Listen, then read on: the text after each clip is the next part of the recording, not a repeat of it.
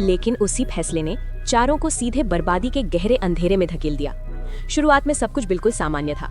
चारों हंसते बोलते आगे बढ़ रहे थे, माहौल काफी हल्का था। लेकिन तभी एक अजीब और डरावना दृश्य सामने आया। आगे रास्ते पर अचानक एक मरी हुई एल्क यानी हिरन जैसी जानवर पड़ी थी। उसके सारे अंदरूनी अंग निकाल लिए गए थे।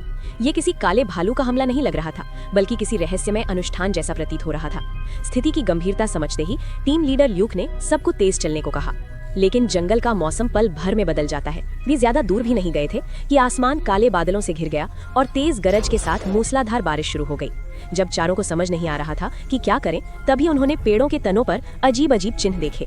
ये इलाका तो इंसानों से खाली था, तो फिर ये निशान किसने बनाए? हालांकि सवाल बहुत थे, लेकिन पहले बारिश से बचना जरूरी था। थोड़ी दूर एक टूटी फूटी लकड़ी की झोपड़ी दिखी। कोई और रास्ता न होने के कारण चारों अंदर चले गए। जैसे ही दरवाजा बंद हुआ, सबसे पीछे चल रहा ल्यूक ने बाहर से अजीब आवाजें सुनी। अंधेरे में जैसे कोई चीज तेजी से दौड़ रही हो, इधर उधर घूम रही हो। सावधानी के लिए ल्यूक ने दरवाजा बंद कर दिया, लेकिन किसी ने नहीं सोचा था कि घर के अंदर का माहौल बाहर से भी ज्यादा डरावना होगा।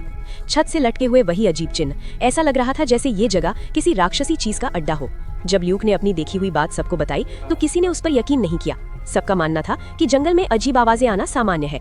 इसी बीच ऊपर गए हैची को कुछ गड़बड़ लगी। वो घबराकर नीचे आया और सबको ऊपर बुलाया। तभी उन्होंने देखा अटारी के सबसे अंदर एक भयानक पुतला यानी स्केयरक्रो खड़ा था। उसके हाथ में हिरण का पैर था, लेकिन उसका सिर नहीं था।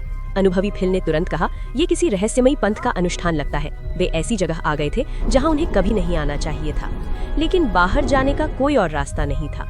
चारों नीचे लौट आए और तय किया कि सुबह होते ही यहाँ से निकल जाएंगे। पर अंधेरे में छिपी चीज उन्हें इतनी आसानी से जाने देने वाली नहीं थी। आधी रात को ल्यूक एक तेज रोशनी से जाग गया। खिड़की के बाहर कुछ डरावना मौजूद था। हिम्मत जुटाकर वो खिड़की तक पहुंचा।